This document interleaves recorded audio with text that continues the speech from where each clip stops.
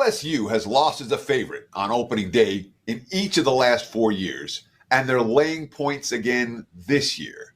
What's likely to be different? Well, maybe a lot. Big game breakdown. Let's talk LSU and USC, a single event national TV game on Sunday, September 1st, right here in Las Vegas. I'm going to the game. Should be a lot of fun. Some of our Wager Talk friends will be there as well.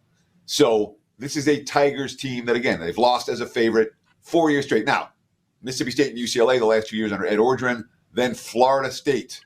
Tough losses each of the last 2 years, particularly 2 years ago. They lost by a single point. -2, -4, -1.5, and, of course, the one time -18. But the majority of them have been tight point spreads, kind of like what we're seeing here. 4, 4.5, the prevailing number, 64, 64.5, the total as we speak. When I'm talking conceptually about what I'm looking for in week one of a season, it's not about players, it's not about coaches, it's about teams and how that team is priced in the betting markets. Most importantly, there are three things I'm looking for. I want bad teams that I can fade again and again. Vandy, Temple last year, Kent, Illinois. I mean, there's a bunch of examples you can use. I want teams that are priced mediocre but are actually good.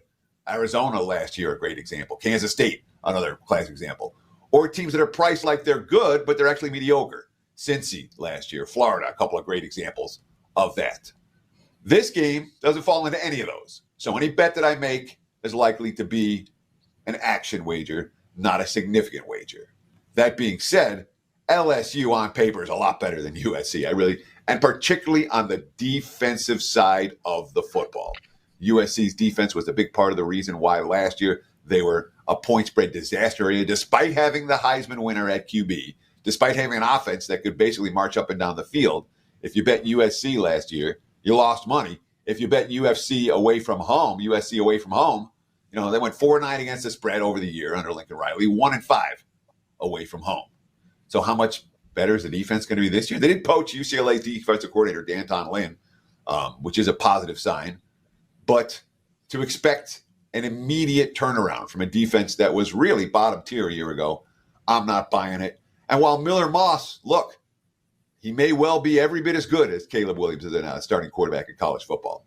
We see oftentimes the betting markets overreact to the loss of a great player. But LSU's defense is a different animal. All right. They hired defense coordinator Blake Baker, the highest paid assistant in college football, poached from Missouri this past offseason. He's a difference maker. Quote, I know that our football team feels really good about where we're at. You have to go out there and test yourself to answer the questions. Then we'll back here in a week to answer more questions about where we're at. I know we're going in prepared defensively. Our guys are excited to play. There's not a lot of confusion or busts. Guys know what it takes to play LSU football. I'm excited to watch them play. A Brian Kelly quote that, in my mind, is worth paying attention to. I'll take the better defense minus the points despite LSU's poor track record on opening day. Give me the Tigers -4 if you shop around 4.5, the prevailing number, on Sunday at Allegiant Stadium here in Las Vegas. There's your big game breakdown.